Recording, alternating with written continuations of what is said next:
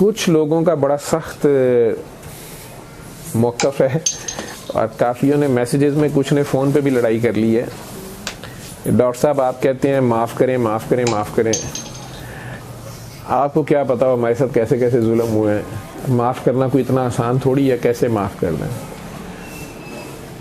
انہیں میں نے آسان لفظوں میں تو یہ کہا ہے کہ یا یہ ہوتا ہے کہ جی ہم نے کسی کو ایک بار معاف کیا، ہم اپنے سسرال میں ہیں یا اپنے آفس میں ہیں کسی بندے کو، اور وہ مسلسل ہمارے سے زیادتی کری جا رہا ہے اور ہم اس کو معاف کری جا رہے ہیں، آپ کہہ رہے ہیں تو وہ باز نہیں آ رہا یا باز نہیں آ رہی، وہ خاتون یا وہ جو بھی رشتہ دار ہے یا کولیگ ہے.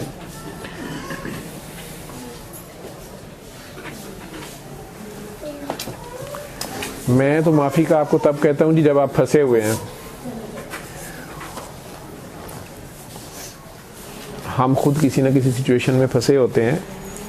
نبی کریم صلی اللہ علیہ وسلم بھی خود بیمار بھی ہوتے تھے، اگر کسی وجہ سے کبھی بیماری یا کوئی ہو جاتی تھی بات ایسی، تو آپ سرکار بھی سب سے پہلے صدقہ دیتے تھے،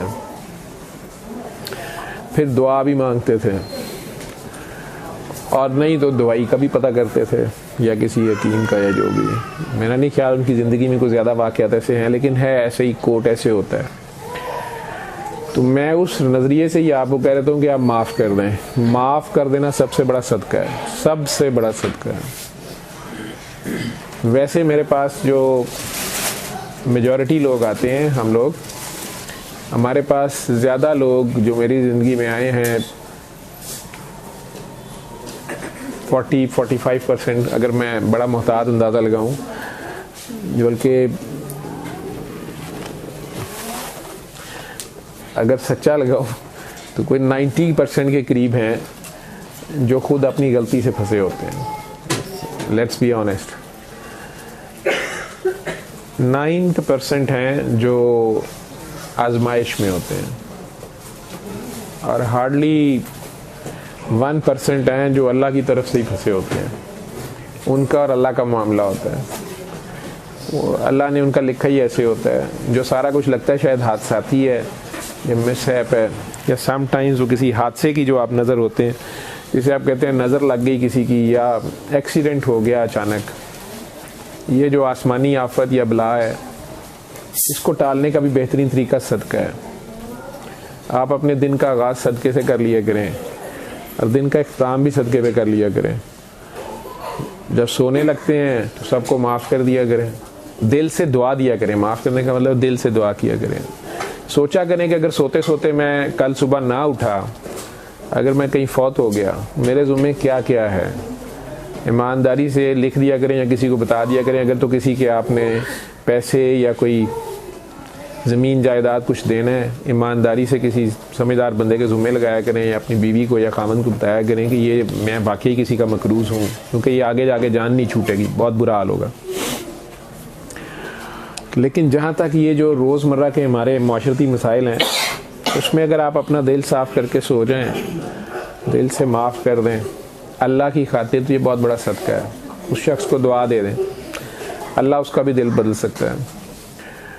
صبح اٹھ کے اپنا منہ دھونے سے پہلے پودوں کا منہ دھو دیا کریں، یا اپنے منہ میں کچھ ڈالنے سے پہلے پرندوں کو یا چڑیوں کو یا کیڑیوں کو بسکٹ ہی ایک ڈال دیا کریں. اللہ اللہ اللہ کر کے 10,000 کیڑی ایک بسکٹ کھا لے گی.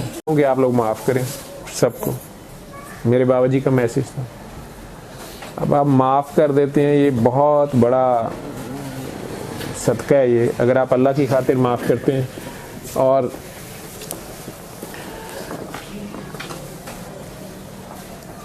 فی سبیل اللہ کر دیتے ہیں. معاف کرتا ہی وہ ہے جس سے زیادتی ہوئی ہوتی ہے. اگر آپ نے تھپڑ کا جواب تھپڑ سے دے لیا ہوا ہے، لڑائی ہوئی ہے، پھر کہاں معافی کرنی؟ پھر تو صلح ہونی چاہیے دونوں طرف سے. اپنی اپنی غلطی کی ریئلائز کرنا. غلطی موسٹ آف دا ٹائمز دونوں طرف سے ہوتی ہے، ایک طرف سے کم ہوتی ہے، ایک طرف سے زیادہ ہوتی ہے، لیکن ہوتی ہے. مسئلہ یہ ہوتا ہے کہ ہم اپنی اپنی غلطی نہیں مانتے.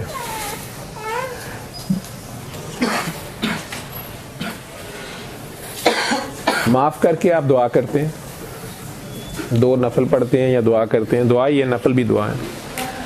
اور اس کے ساتھ دوائی سے بھی ہم منع نہیں کرتے آپ کو، لیکن میں بہرحال اس کو کوئی اسلامی رنگ نہیں دے رہا، میں تو ایک طریقہ کا علاج آپ کو بتا رہا ہوں۔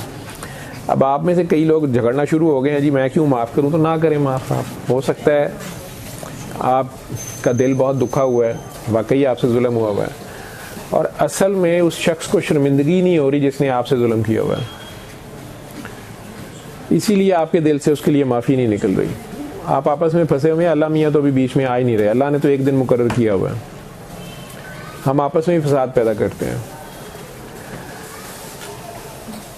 تو میں زیادہ تر نبی کریم صلی اللہ علیہ وسلم کی مثال دے دیتا ہوتا ہوں کہ 12 سال وہ عورت ان پہ کوڑا پھینکتی رہی ہے، یا اہل مکہ نے ان سے جتنا بھی ظلم کیا انہوں نے فتح مکہ پہ بھی سب کو معاف کیا، مختلف موقعوں پہ سب کو معاف کیا، مولا حسین نے کربلا میں ہی سب کو معاف کر دیا، نیزے پہ کوئی بد دعا نہیں دی، قرآن ہی سنایا، ان کے گھر والوں نے بھی۔